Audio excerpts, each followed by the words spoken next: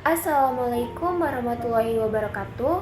Yang terhormat kepada Ibu Hamdah Siti Hamsanah Fitriani MPD selaku dosen mata kuliah keterampilan menyimak serta teman-teman yang menonton video ini.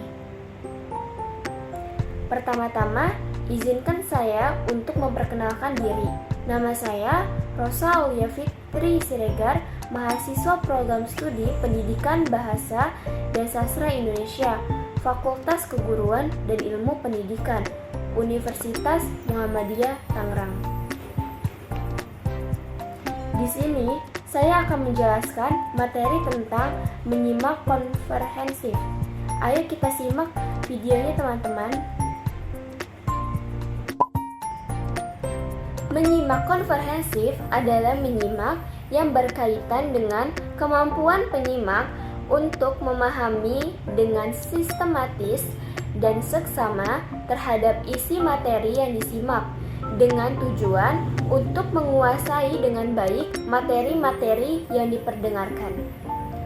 Seseorang dapat dikatakan sebagai penyimak komprehensif yang baik apabila ia mampu menerima, memperhatikan, dan memberikan makna dari pesan yang sedekat mungkin sama dengan pesan yang disampaikan oleh pembicara. Materi selanjutnya yaitu komponen yang termasuk dalam proses menyimak. Yang pertama, rangsangan bunyi.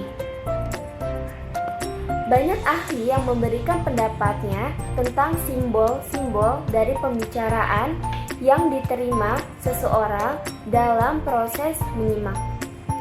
Weaver memasukkan kata-kata, bunyi isyarat, dan bunyi-bunyi lainnya selain bunyi linguistik sebagai tipe-tipe simbol bunyi yang dapat diterima dan dimaknai oleh penyimak. Bila seseorang meneriakan ada kebakaran, maka teriakan itu sama maknanya dengan isyarat bunyi sirene mobil pemadam kebakaran. Yang kedua, pemberian makna.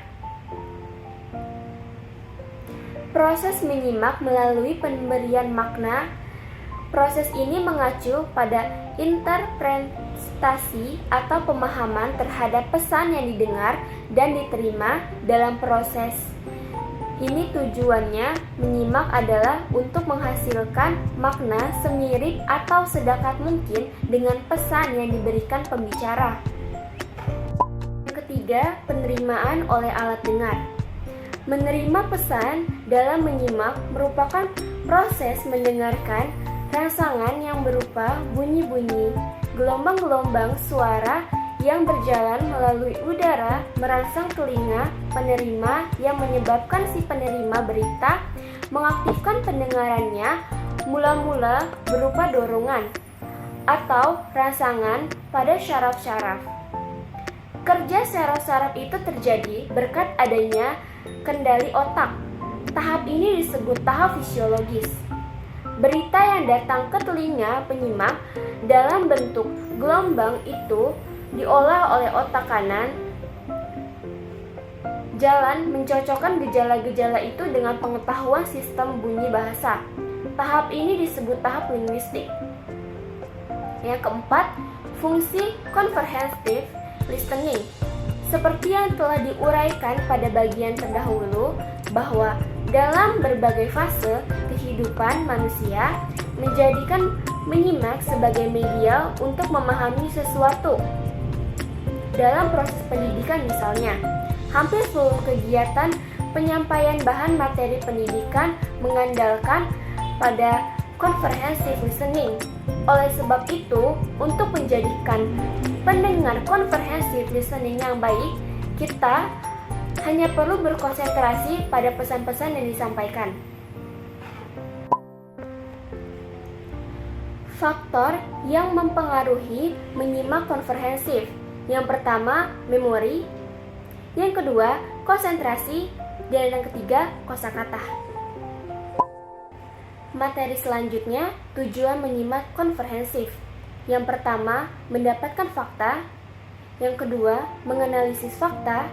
Yang ketiga, mengevaluasi fakta. Yang keempat, mendapatkan inspirasi, yang kelima, menghibur diri, dan yang terakhir, meningkatkan kemampuan belajar. Jadi, kesimpulan dari materi yang saya bahas ini adalah menyimak komprehensif adalah suatu kegiatan yang berkaitan dengan kemampuan kita untuk menyimak secara sistematis terhadap materi yang kita simak dengan tujuan untuk menguasai materi-materi yang diperdengarkan.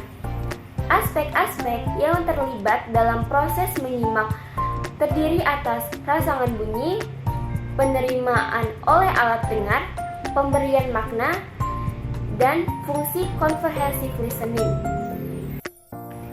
Sekian pemaparan materi dari saya, semoga bermanfaat bagi yang menonton.